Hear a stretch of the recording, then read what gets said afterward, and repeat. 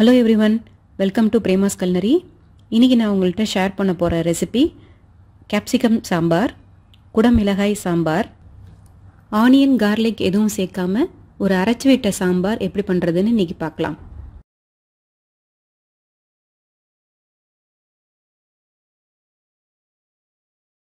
இந்த சாம்பார் பண்றதுக்கு 1 கப் துவரம் பருப்பு, 2 கப் தண்ணி விட்டு பிரஷர் குக் பண்ணி எடுத்துறலாம். ஒரு சின்ன நெல்லிக்காய் சைஸ் புளி வந்து ஊற வச்சு வச்சிரலாம். கேப்சிகம் இந்த மாதிரி டைஸ் பண்ணி எடுத்து வச்சுக்கலாம். வறுத்து அரைக்க வேண்டிய பொருட்கள் என்னென்னு பார்த்துருவோம். 2 டேபிள்ஸ்பூன் கொத்தமல்லி, 1/2 டீஸ்பூன் மிளகு, 1/4 டீஸ்பூன் வெந்தயம், 1 டேபிள்ஸ்பூன் கடலைப்பருப்பு, 3 காஞ்ச மிளகாய், 2 டேபிள்ஸ்பூன் துருவின தேங்காய். இந்த பொருள் எல்லாம் நம்ம எண்ணெயில் ட்ரை ரோஸ்ட் பண்ணிட்டு அரைச்சி எடுத்துக்க போகிறோம்.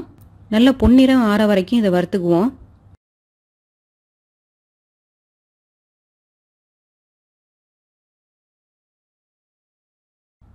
வறுத்த பொருளை கம்ப்ளீட்டாக ஆறணுன்னு மிக்சி ஜாரில் சேர்த்து 1 அல்லது 2 டேபிள் ஸ்பூன் தண்ணி விட்டு இதை நல்லா மைய அரைச்சிக்கலாம்.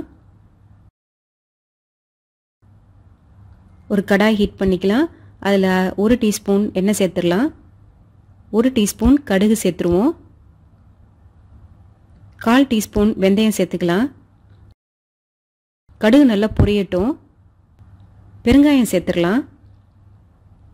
இப்போ நம்ம கட் பண்ணி வச்சிருக்க குடமிளகாயை சேர்த்துடலாம். சேர்த்து நல்லா வதக்கிக்குவோம். இப்போ நம்ம அரைச்சி வச்சிருக்க தேங்காய் பேஸ்ட்டை சேர்த்துடலாம். பருப்பை சேர்த்துடலாம். கரைச்சி வச்சிருக்க புளி தண்ணியை இதில் சேர்த்துடலாம். 1 கப்பு தண்ணி இதில் சேர்த்துடலாம். சேர்த்து நல்லா கலந்து விட்டுக்குவோம். 1/4 டீஸ்பூன் மஞ்சள் தூள் சேர்த்துடலாம். 2 டீஸ்பூன் சால்ட் சேர்த்துடலாம். நல்லா மிக்ஸ் பண்ணி விட்டுருவோம். சாம்பார் நல்லா 2 மினிட்ஸ் நல்லா கொதிக்கணும். அப்போ தான் நம்ம சேர்த்துருக்க மசாலாவோட ரா ஸ்மெல்லாம் போகும். நல்லா இதை கொதிக்க விட்டுருவோம். சாம்பார் நல்லா கொதித்து இப்போ ரெடி ஆகிடுச்சு. நமக்கு ஒரு அருமையான டெலிஷியஸான கேப்சிகம் சாம்பார் ரெடி ஆகிடுச்சு. இதில் வெங்காயம் பூண்டு எதுவுமே சேர்க்காததுனால நம்ம பண்டிகைக்கெலாம் இந்த சாம்பார் ட்ரை பண்ணி பார்க்கலாம். ரொம்ப ஈஸியான சாம்பார்.